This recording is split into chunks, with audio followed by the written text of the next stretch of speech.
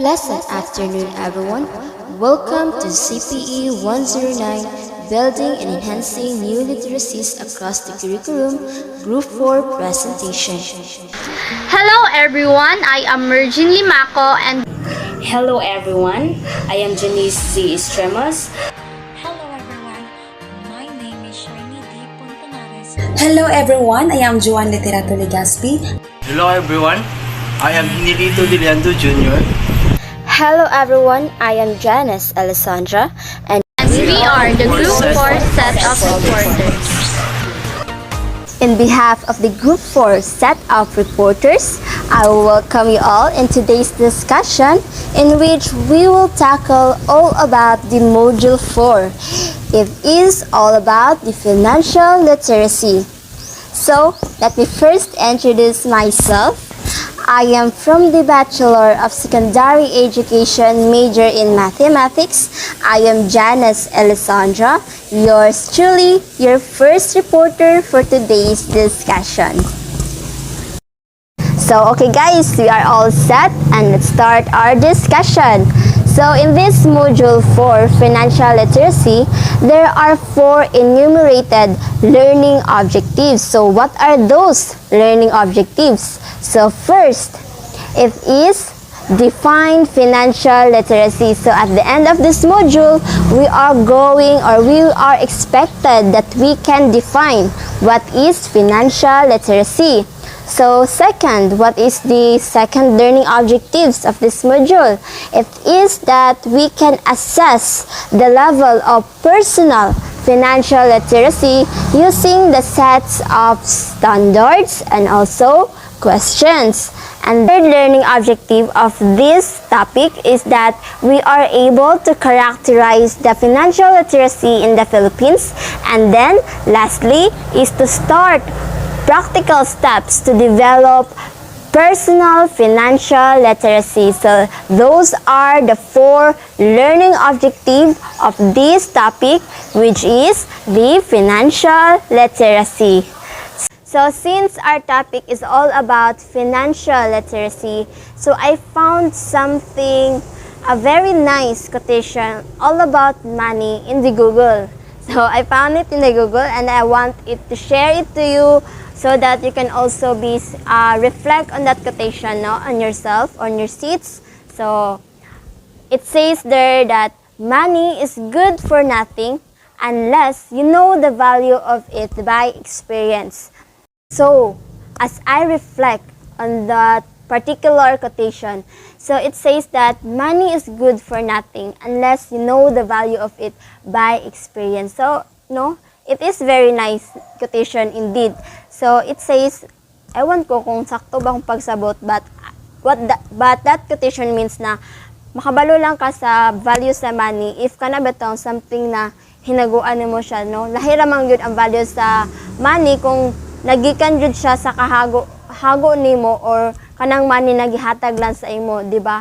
So di na betong gi-experience jud nimo, hinaguan jud nimo siya nga kwarta, guys. Dili jud na nimo siya basta-basta na magasto lang sa mga butang na dili importante. Ang mindset nimo ang mindset dapat or ang mindset nimo dayon ana pag hinaguan nimo ang kwarta or kanang nga kwarta is na earn na nimo siya through your experience, kay dapat ipaliton ko ni siya sa mga kanabataon sa mga importante na mga butang. Dapat dili kanang mga for pleasure lang, paliton ko ni kay kanahan nato. Pero pag hinaguan niyo ang kwarta, guys, dili ninyo siya basta-basta magasto, kay masayangan mo. Just my own understanding, so I don't know also in your understanding, but I hope that I hope that you learned something on that quotation. You found something beautiful message on that particular quotation. So let's proceed now in our topic. So what is financial literacy? So I want you to ask yourself in your seats right now. I want you to ask yourself, what is financial literacy? So you might answer it that it is literate in financial. I know that one because that is also my definition. When I hear, it is just a simple definition. When you hear or when your teacher gonna ask now what is financial literacy, then you're gonna answer it na it is the literate in financial, diba? It is just an easy answer. But let us broaden, no? Let us broaden the concept of financial literacy. So, dili lang mo define na it is literate in financial. So, there are four person or an organization that define financial literacy. As you can see in the slide, we have the National Endowment for Financial Education. We have also the In Charge Education Foundation in 2017. We have Mandel in 2009 and also Hastings in 2013. So these are the people or an organization who define financial literacy. Okay, let's start. So let's start with the National Endowment for Financial Education, who give their definition about financial literacy. So according to them, financial literacy is the ability to read, analyze, manage, and communicate about the personal financial conditions that affect material well-being. So, that is according to the National Endowment for Financial Education. So, let us have now the In Charge Education Foundation 2017, in which they define the financial literacy as the ability to discern financial choices, discuss money and financial issues without or despite discomfort, plan for the future, and respond competently to life events that affect the everyday general economy. So that's how the In Charge Education Foundation in 2017 defined the financial literacy. So next, we have Bandel in 2009. He said that financial literacy is the ability to use knowledge and skills to manage one's financial resources effectively for lifetime financial security. So that's how Mandel in 2009 defined the financial literacy. And lastly, we have Hastings, who said that financial literacy is the knowledge of financial products. And number two, he said that financial literacy is the knowledge of financial concepts, and having the mathematical skills or numeracy necessary for effective financial decision making. And lastly, being engaged in a certain activities such as financial planning. So that's how Hastings define financial literacy. So all in all, we have tackled all the persons or an organization who give their definition about financial literacy. So in conclusion, or if we are going to understand what is financial literacy, it is all about how we handle money or how we manage our own money. Financial literacy has been recognized as an important component in the school curriculum by both public and private institutions. Teaching students about financial literacy will assist them in growing as an individual or citizens that are capable of facing reality, in which being financially literate will help us to avoid struggles and mistakes in the future. According to Go 2017, financial education and advocacy programs in both public and private sectors have been identified as the key areas in building an improved financial system in the Philippines. So with this, as you can see in the slide, so the Republic Act 10922, otherwise known as the Economic and Financial Literacy Act, mandates the DepEd to ensure that economic and financial education becomes the integral part of the formal learning.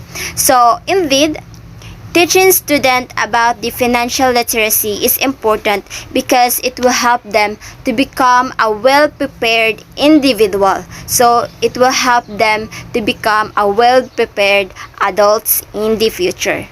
So as you can see in the next slide, we have the Council of Economic Education. So what is the Council of Economic Education? So that particular organization is the leading organization in the United States that focuses on the economic and financial education. So that particular organization have developed six gearing standards towards understanding the personal finance through the economic standpoints or economic perspectives. So what are those? Six standards? So we have the earning income, we have the buying goods and services, using credit, savings, financial investing, and protecting and insuring. So those are the six standards developed by the Council of Economic Education.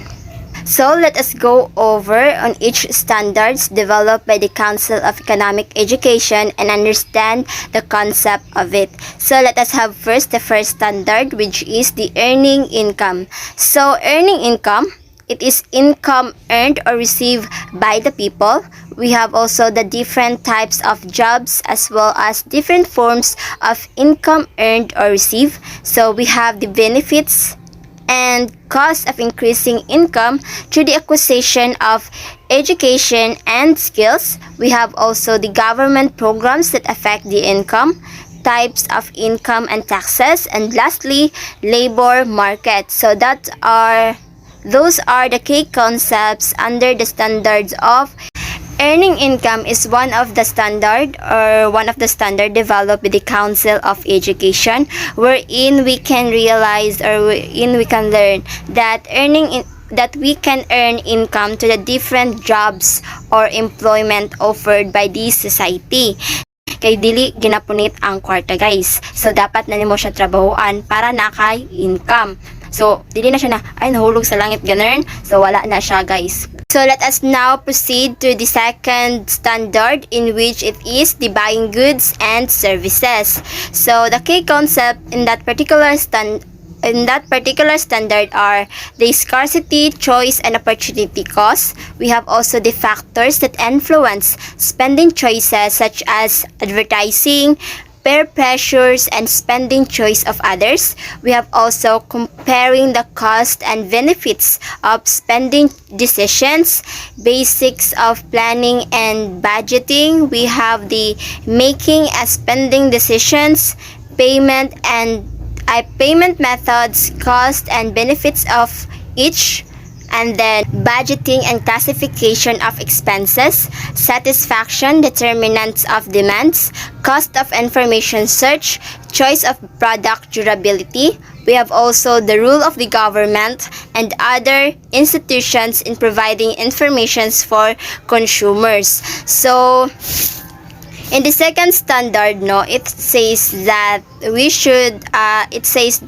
the very fundamental, one of the basic skills in financial is that we must have, or the students must have, the skills in budgeting and planning. Pa yung mga instances na ang aton choices is na-influensyahan sa lain, like kanang nakapalit sila og ayan nabotang tapos gina-endorse nila sa to dayon imbis na dili ta gusto mo palit ato na butang, pero kay kanang maayo man kay siya mo chika ganern. So na na daig ta nga paliton pud nga product o ganon na siya, guys. Mo akong pagsabot kinapektuhan ang aton choice sa kung unsa ang gisulti sa uban kay lagi na experience nila ganern. So the next standard that we will going to discuss is the using credit. So what is credit first? So credit is the ability to borrow money or to access in goods or services with the understanding that you'll pay later. So what are the concepts or the key concepts in using credit? So the concept of credit and the cost of using credit. Why people use credit and the source of credits, why interest rates vary across borrower, basic calculation related to borrowing, the principal, the interest and the compound interest. So credit reports and credit scores, behaviors that contribute to the strong credit reports and scores, and then we have also the behaviors that contribute to strong credit reports and scores, and the impact of credit reports and scores and consumers protections. So those are the key concept of the using credit standards. Okay, let's continue the discussion. So we have savings. So what is saving and why do we have to save the money? So let's talk about that. Saving is an essential component. It means very important, very vital component of good budgeting. So how do we have to save our money? Using a saving account allow us to be ready or prevent emergencies from draining the money that we need in our daily or monthly bills, and also will help us for future purchases. In saving, we can reserve the money, and this can be used, for example, for medical needs, for car repairs, or even for funds for a home down payment. Okay, what is saving and its key concepts? Concepts of saving and interest. As I have said earlier, saving is a vital component to which it is good for budgeting. When you save the money, the account pays an interest, and the interest is the cost of borrowing the money. So you will pay interest to borrow the money, and you can collect interest when you lend the money. So how people save money, where people can save money, and why people save money. Okay, earlier I have said that saving account people where people can save their money. How do they save their money? No, they save their money in the saving accounts, which it helps them, for preventing emergencies, such as if there is a incidents happen, so na sila magamit. So that's it.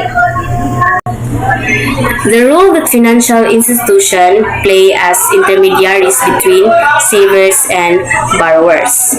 Banks acts as the financial intermediaries because they stand between saver and the borrowers. Okay, let's talk about savers.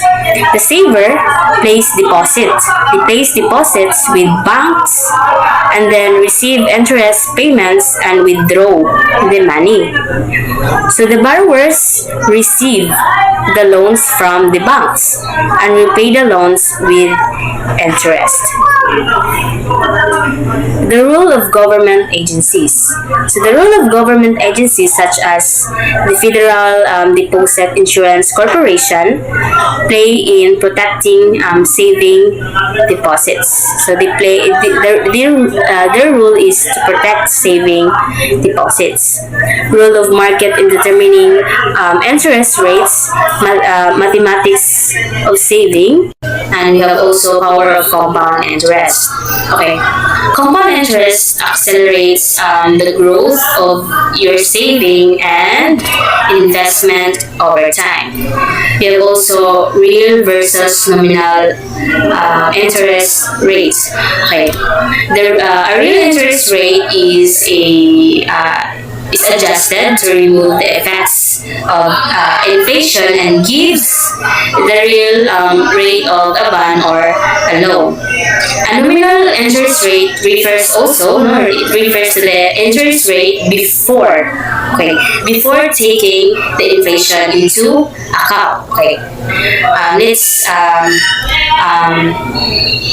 discuss deeper. Okay, nominal interest. Now, for example, nominal interest equal to real interest rate plus inflation rate, and real interest interest rate is equal to nominal rate, nominal interest rate subtracted by inflation rate. Okay, let's take for example now about what I have said.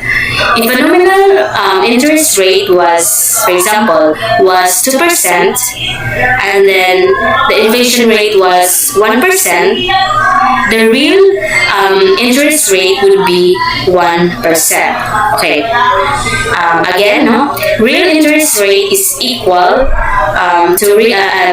nominal interest rate is equal to real interest rate plus inflation rate, and the real interest rate is equal to nominal interest rate subtracted by inflation rate. Okay, we have also present versus future value. Okay, present value is the sum of money that must be invested in order to achieve a specific future goals. Future value is the value of a current asset at a future date based on the assumed rate of growth. We have also financial regulators, the factors determining the value of a person's saving over time, automatic saving plans for rainy days funds, and savings for retirement. Okay, next we have financial investing. Concept of financial investment. Okay, financial investment is an asset that you put money into with the hope that it will go larger sum of money. Okay, varieties of possible financial investment. We have stocks, bonds, annuities, retirement, etc. Calculate the rate of return, relevance and calculation of real and after-tax rates response to variations, how diversification can reduce risks. Okay, diversification is a technique that reduces risk by allocating investment across various financial industries and other categories. It aims to minimize losses by investing in different areas that would react differently to the same event. Okay, we have also how market cause rates of return to change in response to variations in risk and maturity. How financial markets reacts to change in market condition and information. Okay, to deal with it, to identify and deal with any potential problem, you should be able to be aware of any outside development or changes of market condition that would affect your business, and if it necessary, we should be ready to respond or change quickly our plan. We have also concepts of financial risk. Okay, next we have protecting and insuring. Okay, protection is what insurance mainly gives the clients. So since we don't know,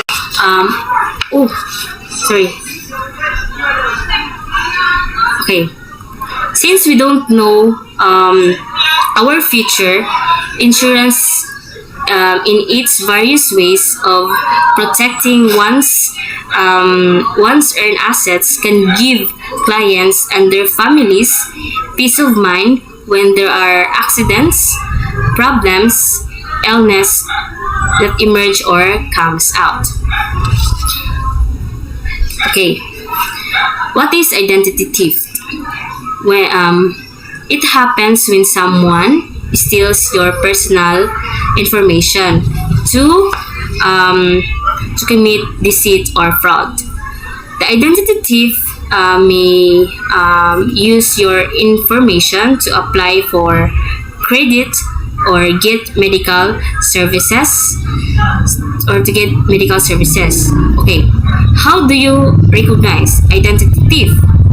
How would you recognize it?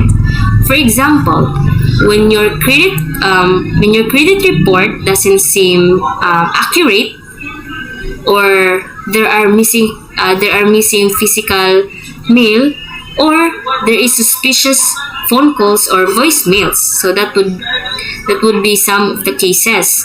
So these acts can damage your credit status and can cost you your time and money to restore your good name.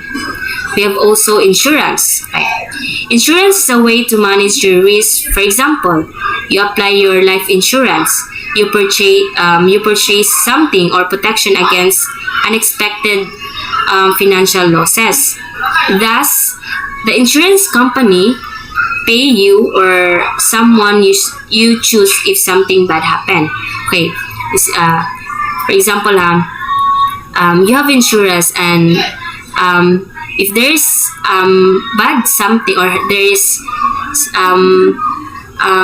no, wala ka kabalo nga na problema nga maabot sa imuha, or something accident or illness baka ha, so you have insurance nga sa imo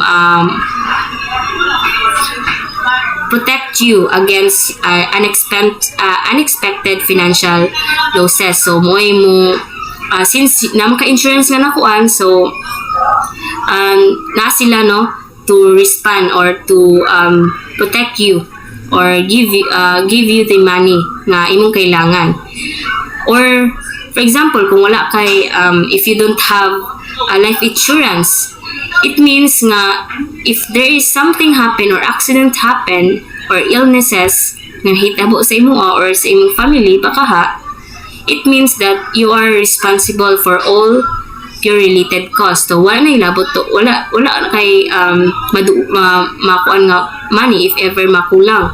So mas syada if na kay insurance nga i-applyan.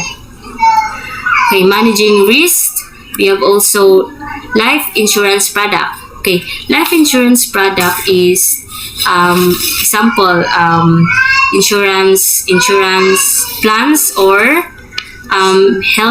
health plan, like for example the PhilHealth. So that is the example of insurance products and others. Okay, how to protect oneself against identity thief. So as what I have said, identity thief is it happens kung dahil nahitabo sa imong account nga murag suspicious, someone who steals your personal information. So how to protect yourself from that? Okay, there are simple ways to protect you from becoming a victim of identity thief. First, you should bear in mind to secure your mail or protect your security number, or even don't leave paper trail like ATM or credit cards or any receipts behind. Secure your credit cards and etc.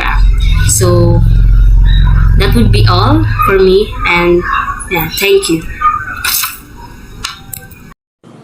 Benefits of financial literacy.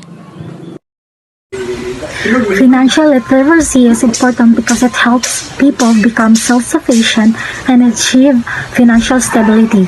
This includes being able to save money, distinguish the difference between wants and needs, manage a budget, pay their bills, buy a home, pay for college, and plan for retirement. Learn the basics of personal finance in their youth. Nowadays, some people don't know how important financial literacy is to our life. The significance of financial literacy offers an individual to the proficiency to handle money so that it works as wish. We should learn about financial literacy in order to be financially literate. First of all, we must learn how to budget. When we receive our salary, the first we do is to make a list of what we're going to pay, like bills, children allowances, groceries, food, and transportation. Recording of expenses is one of choice where the money goes, if it is enough or not, until the next payday comes. Taking responsibility for one's financial life cultivates proper decision-making skills and discipline. It is very important that we have a savings when one of our family members will hospitalize. Big money will be needed, and nowadays it is very hard to lend money even in our own relatives. Lastly, we must learn to avoid credit, especially in the lending firm. Left and right credit makes our life harder. It is hard to budget if the salary is not enough because of lots of credit to be paid off. People who work, save, borrow, invest, and manage risk wisely are less likely to require a government rescue. Financial literacy is that empowers us to make smart financial decisions. It provides the knowledge and skills we need to manage money effectively, budgeting, saving, borrowing, and investing. This means that we're better equipped to reach our financial goals and achieve financial stability. Change behavior. 5 techniques to change financial behavior. First, prompt yourself at the point of decision making. Second, identify your incentive to change your financial behavior. Third, compete with a friend to see who can reduce your spending first. Fourth, tilt your default choice. And the last number, self-monitor with a debt reduction thermometer. Increased personal financial literacy affects one financial behavior. For example, financial literacy has been proven to affect both savings and investment behavior and debt management and borrowing practices. Empirically, financial savvy people are more likely to accumulate wealth. Take care of your belongings. Maintenance is cheaper than replacement, but mostly important, take care of your health. Enables people to understand and apply knowledge and skills to achieve a lifestyle that is financially balanced, sustainable, ethical, and responsible. And number 1, set life goals. Number 2, make a monthly budget. Number 3, pay off credit cards in full. Number 4, create automatic savings. 5th, start investing now. And 6, watch your credit score. 7, negotiate for goods and services. 8, stay educated on financial issues. Determination of one's ability to provide basic needs, attitude towards money and investment, as well as one contribution to the community. This means that we're better equipped to reach our financial goals and achieve financial stability. Good afternoon everyone, I am Joanne Literato Legaspi. Today we will discuss about the financial literacy in the Philippines. Financial literacy in the Philippines. According to DIOCNO, according to 2015 World Bank survey on adult financial literacy, Filipinos have the lowest financial literacy in the region at 25% compared to 29% in Singapore, 52% in the Myanmar, and 36% in Malaysia among the others. So here are some institution bank of the Philippine State of Financial Education and the Philippines Go 2017. So first, World Bank. So World Bank study in 2014 estimated 20 million Filipinos save money but half had only bank accounts. As the Philippines getting back to recover from COVID-19, the country is getting back on the track to become an upper middle income country in the next few years. In chancing pandemic, response is to important in caution health economic shocks and protect the most vulnerable. Second, Asian Development Bank study in 2015 revealed that Philippines does not have a national strategy for financial education and literacy. Is committed to achieving a prosperous, inclusive, resilient, and sustainable Asia and the Pacific while sustaining it.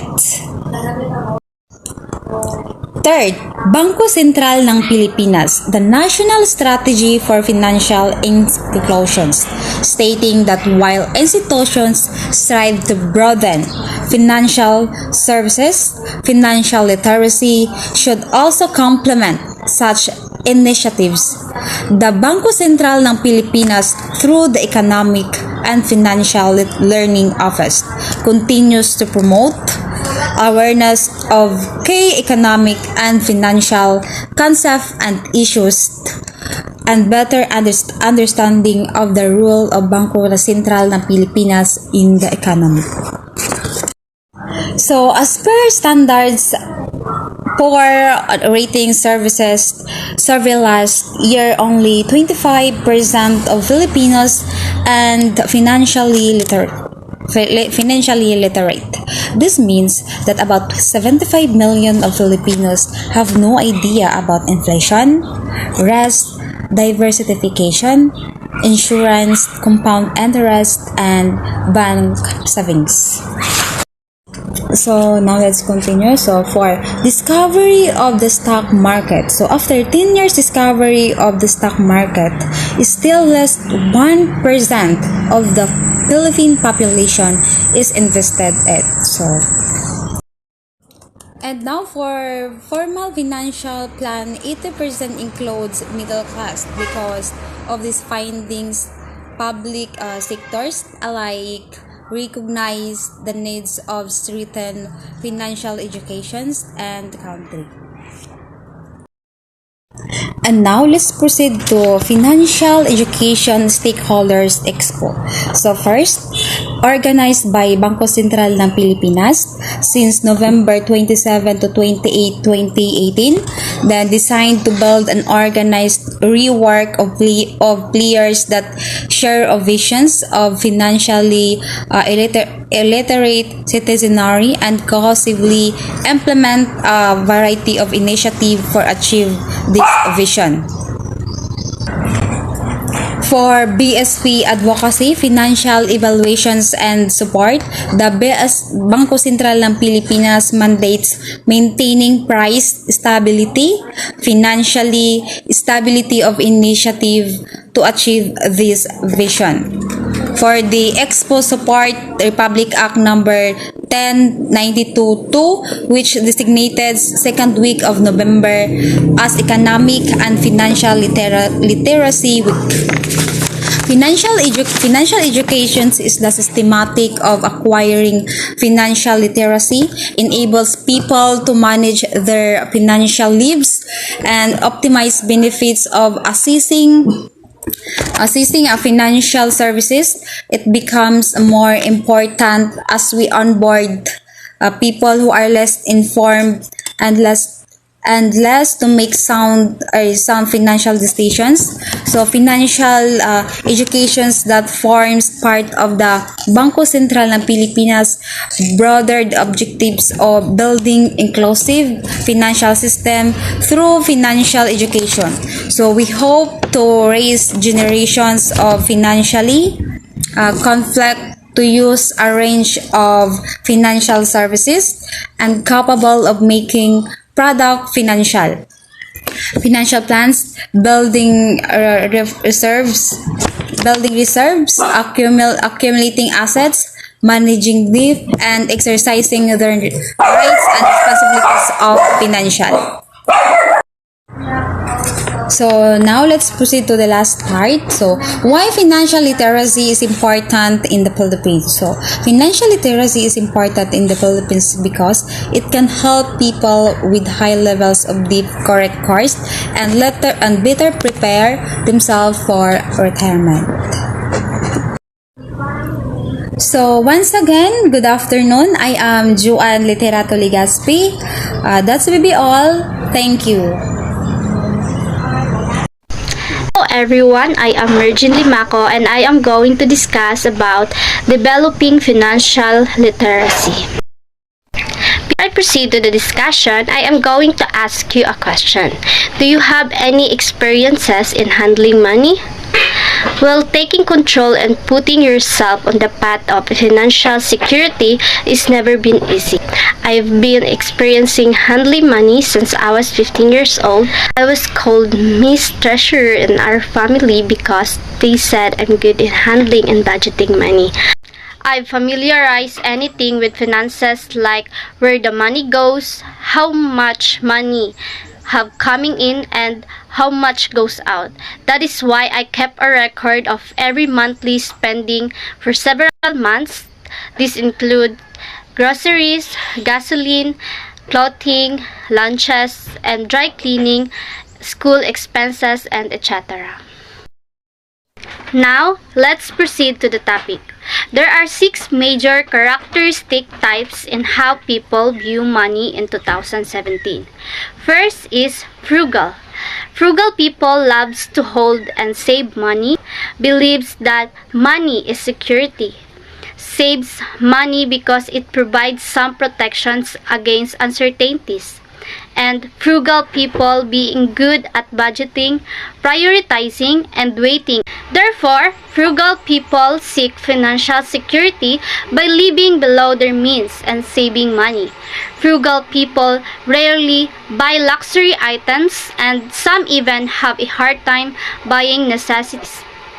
They save money because they believe money will offer protection from life's uncertainties.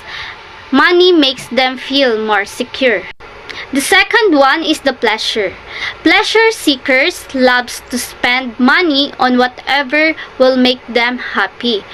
Doesn't like saving, being generous to themselves and others. Therefore, pleasure seekers use money to bring pleasure to themselves and others. This money profile is more likely to spend than to save. And pleasure seekers often live beyond their means by spending more than they make. And pleasure seekers can find themselves in deep debt if they are not careful. The third one is the status. Status seekers having money and things bring happiness. They think more money and things will bring more happiness. Believes that people can't be happy without possessions and avoids money. Now, therefore, some people use money to express their social status. Having the best and buying popular brand names like the Chanel and Dior and etc. are important to people in this profile. Status spenders like to show off their purchases. And the fourth is the indifference. Indifference character feels nervous about money, and they rather spend time on things they enjoy doing, such as the hobbies, sport. Therefore, people who treat money with indifference tend to place very little importance on having money. Having money makes them nervous. They would rather spend time and resources being independent by growing their own food or making their own clothes. They are hobby-oriented and involved with arts and crafts. Second to the last one is the powerful. Some people use money to express their power. This profile may also use money to control other people, including their spouses, children, and friends. Take note that powerful people wants to make things happen, and they believes money is power. The more one has, the more powerful he or she will be. And they believes money makes one feel in control of his or her life. And lastly, takes risks to make more money. Lastly, the last characteristic is the self-worth. People who spend money for self-worth tend to judge their own worth by how much money they have. They believe that people only judge them based on the amount of money they have.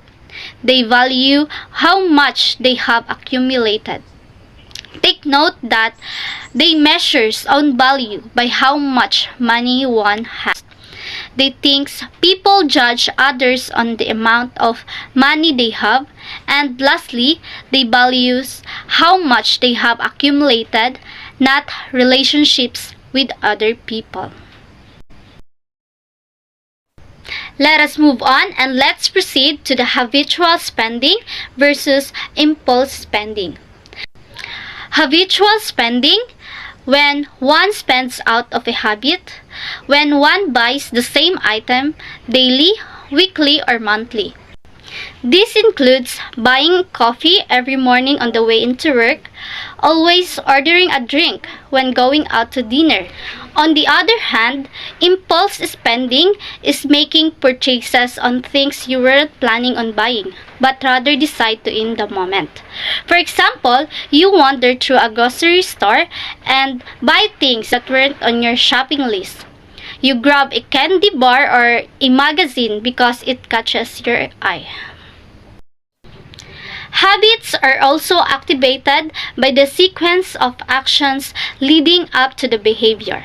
If you typically buy stuff you see on Instagram, you might be more prone to buying threads from your favorite fashion influencer's account. Or when you hit by a spell of boredom, you will purchase a handful of items in your add to cart on Shopee, anticipating the package delivered to your door. If you are trying to avoid impulse purchases, understand when you have the least amount of self-control and avoid temptation.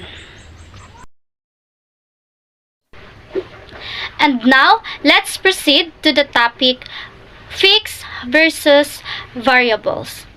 Fixed, consistent monthly expenses in which the amount do not change or the amount are the same each time. For example, the rent, loan payment, and the utility bill. On the other hand, variables is a non-consistent monthly expenses. On the other hand, variables is a non-consistent monthly expenses in which this is not occur regularly and the amount change according to the needs, choice, or wants. For example, shopping, car repairs, and personal care. And the last topic is about the needs and wants. Needs, it is absolutely necessary for your well-being and survival. Needs are usually your basic living expenses, things necessary for your health, or expenses that are required. For example, the utility bills, healthcare and therapy, medication, and food. On the other hand, wants are what you would like to have but do not require. Wants are the things you choose to buy but could live without, such as the TV or music streaming accounts, new clothing, entertainment, and etc. Whether an expense is a need or a want often depends on how and why you use it. Home internet may be a need for you if you work from home. However, if you only use your home internet for entertainment, such as browsing social media or playing video games, it is actually a want. A good trick for dividing wants and needs is to let some time pass before fulfilling your desire for the item. The desire for a need grows stronger with time, while the desire for a want will weaken with passing time. The key to creating a positive financial attitude is to remain open to learning and putting new behaviors into action. You must, however, remember that the point of living with less is not about buy stuff, but it is about prioritizing the purchase of things that add value to your life. This will also help you avoid wasting a lot of your hard-earned money, which you can use where it is needed the most. Again, this is Mergin Limaco, and that's the end of my topic. Practical steps to enhance your financial literacy. So the step 1 is setting financial goals. Setting financial goals is the first step to managing one's financial life. And there are 3 types of goals: the short-term, medium, and the long-term goals. The short-term goals can be measured in weeks and can be provide instant gratification and feedback.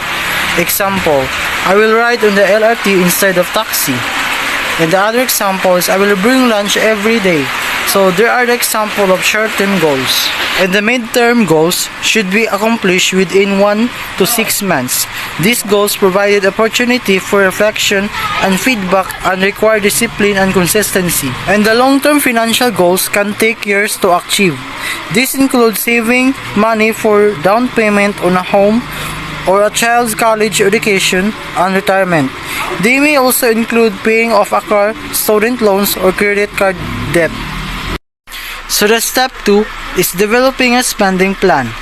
Time and effort are necessary to build a sustainable spending plan. And there are 3 easy steps proposed when developing your personal spending plan.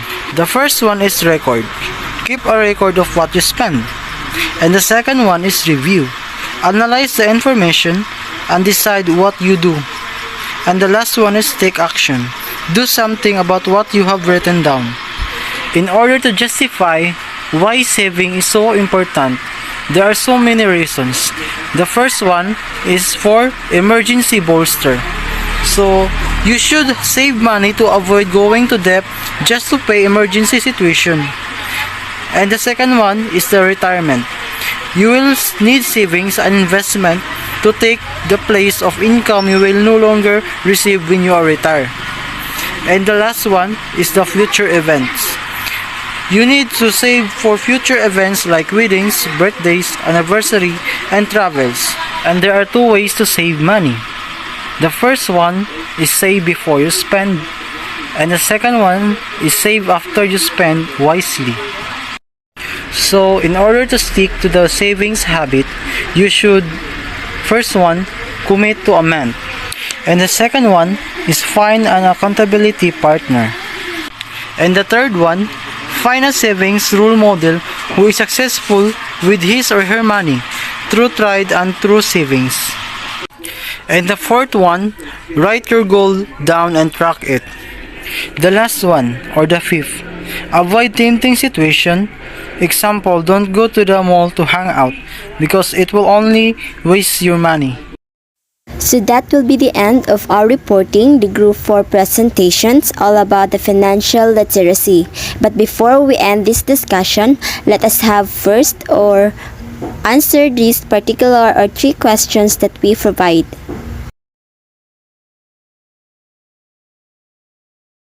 Thank you everyone for listening. Good afternoon.